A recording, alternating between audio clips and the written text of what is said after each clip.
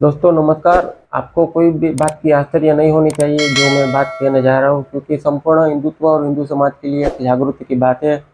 जो आज को जो भाईचारा के नाम पे कह रहे हैं कि चलो भाईचारा हम भी मानते हैं, ऐसा नहीं है। भाईचारा नहीं होना चाहिए, होना चाहिए, इस पर कोई संदेह नहीं होना चाहिए, कोई सवाल खड़ा नहीं होना चाहिए।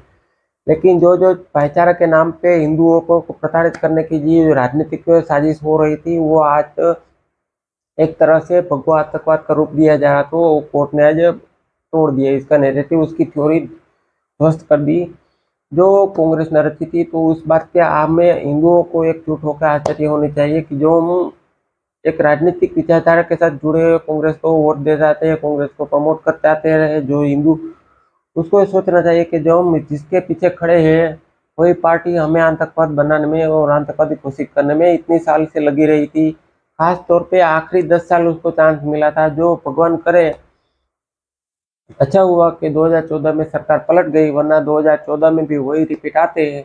और 2013 से 2009 से ज़्यादा अच्छा रिजल्ट कांग्रेस फेवर में जाता तो पक्का 100% तो वो कम्युनल वायलेंस बिल भी आता, हिंदुओं का आतंकवाद को 100% साबित करके ही रहते। ऐसे काफ़ी सारे हैं, क्योंकि कांग्रेस का हमेशा इतिहास बुरा रहा है हिंदुत्व के लिए। जैसे कि मान के चलो ना, आज़ादी के बाद महात्मा गांधी की हत्या हुई जो नथुराम गोडसे द्वारा, वहाँ से आरएसएस को इसमें जोड़ना जबरन, वहाँ से उस पर प्रतिबंध लगाना, फिर प्रतिबंध हटवाना, फिर प्रतिबंध लगवाना।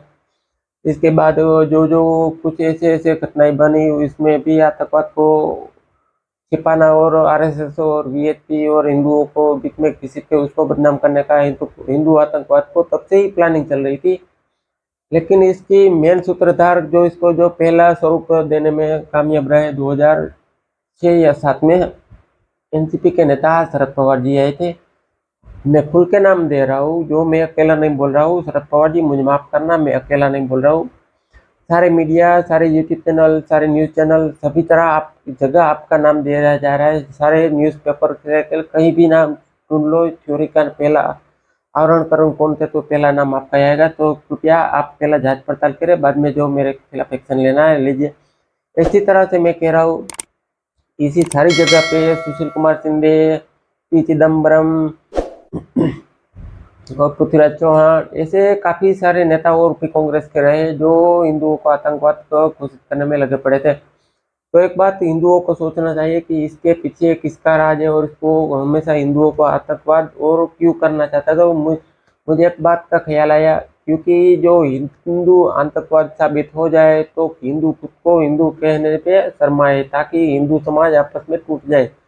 जो जात पात में तोड़ने से सका, जो अब तोड़ने की बारी आई थी, जो 14 में हारने का डर सता रहा था, इसके लिए इसको जात पात में तोड़ना जरूरी था हिंदुओं को, इसलिए इसको आतंकवादी थ्योरी पे गढ़ दिया, ताकि हिंदू खुद को हिंदू ना बोले और सेक्युलर बोले, तो और कांग्रेस के फेवर में कुछ ऐसे चलता रहे, क्योंकि आधा इस तरफ रहे आधा उस तरफ रहे। बाकी जो हिंदू आतंकवाद की थ्योरी करके पाकिस्तान को क्लीन चिट दी थी, यहाँ पे पीएफआई सिमी उसको क्लीन चिट देकर मुस्लिम वोट बैंक को खुश करके उसकी तरफ खींच ले, ताकि उसकी वोट बैंक दोनों तरफ से फिक्स रहे और जब तक चांस मिले तब तक वो सत्ता से दूर ना हो सके, ज़्यादा से ज़्यादा तक उसके हाथ में सत्ता रहे और ज़्यादा से ज़्यादा तक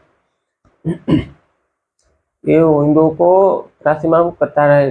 ये कांग्रेस की एक रणनीति थी कि हम किसी भी हालत में सत्ता में हमारे हाथ में रहनी चाहिए, हम कभी भी सत्ता से दूर होना नहीं चाहिए। इसी आधार पर देखा जाएगा, इस थ्योरी कड़ी है।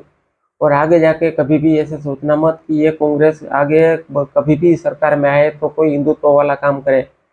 चलो छोड़ो, उसकी तो आइडियोलॉजी हिंदू से दूर है, लेकिन वो जो सेक्युलर का ढोंग रखती है वो भी कभी भी सेक्युलर हो नहीं सकती। खास तौर पे जो हिंदुत्व को बात छोड़ के जो सेक्युलर के नाम पे जो कांग्रेस को वोट देते हुए उस हिंदुओं को सोचना चाहिए, जो सेक्युलर के नाम पे मुस्लिम जो कांग्रेस को वोट देते हैं उसको सोचना चाहिए। और जो ताज़ा तरोज अभी भी पिछले 5-10 साल चले हिंदू और हिंदुत्व का विरोध करने वाले नीले कबूतर जो महान व्यक्ति, उसका नाम मैं यहाँ बिगाड़ता नहीं हूँ, खास बोलना हूँ। जो ये चंद्रशेखर रावत के लीला कबूतर जो मार्केटिंग अपनी पीआर एजेंसी द्वारा अलग अलग वीडियो चला रहे हैं हिंदुत्व के खिलाफ, उसको भी सोचना चाहिए कि ये आज कांग्रेस हमारे खिलाफ है, कल इसके हिंदुत्व के खिलाफ है, कल हमारे खिलाफ भी आ सकती है। ऐसे ही मुसलमान को सोचना चाहिए कि देश में हिंदू बहुसंख्यक या बबल को इसके साथ ऐसा ऐसा खेल रच रही है, तो कल तुम मुस्लिम वोट छिटक के किसी और चले जाओगे तो मुसलमान तुम्हारे लिए किसी काम का नहीं रहेगा। ऐसे कांग्रेस को ख्याल आया तब तुम्हारे पीछे क्या ख्याल करेगी ये कांग्रेस, किसी को सोचना चाहिए, खासतौर में मुसलमानों को, जो आप अभी भी अल्पसंख्यक हो, उसके वोट बैंक के काम आ रहे हो, इसलिए आपको पीछे पीछे ढो रहे हैं। जिस दिन तुम इसके वोट बैंक से छिटक गए, इस दिन तुम गए किसी काम के नहीं है। क्योंकि उसको पता है कि 1992 में बाबरी मस्जिद ढहाई गई, तब से हिंदुत्व एक कड़ी बन गई भाजपा के लिए। तब से भाजपा के खिलाफ षड्यंत्र रचने के लिए भाजपा, सोचो 2002 के बाद वो गुजरात के मुख्यमंत्री थे नरेंद्र मोदी, गुजरात के गृह मंत्री थे अमित शाह, दोनों को तब से प्रताड़ित चालू किया था। जो 2011-12 में उसको बाइज्जत बरी तो नहीं मिली, उसके बाद जो आखिरी को बड़ी है उसमें बाइज्जत बड़ी मिली, लेकिन वहां तक उसके बाद तब उसको राहत मिली थी, वहां से उसको प्रताड़ना छोड़ी गई थी। इस तरह से एक परिषदा में, संसद में या किसी ऐसे विधानसभा में मैंने भी वीडियो देखा, योगी महाराज रो रहे थे, तो ये कुछ कांग्रेसी हंस रहे थे कि कैसे फुट फुट के रोए थे। ये सारे के सारे हिंदू नेताओं को इस तरह से प्रताड़ित कर करके उसका राजनीतिक करियर खत्म करके इसको ये बोल रहे हैं ना कि विपक्ष को दबाया जा रहा है, विपक्ष को नाश किया जा रहा है, विपक्ष की कुछ चलने दे रही है। तब की ये खुद की एक राजनीतिक चाल थी जो आज उस पर आ गिरी है।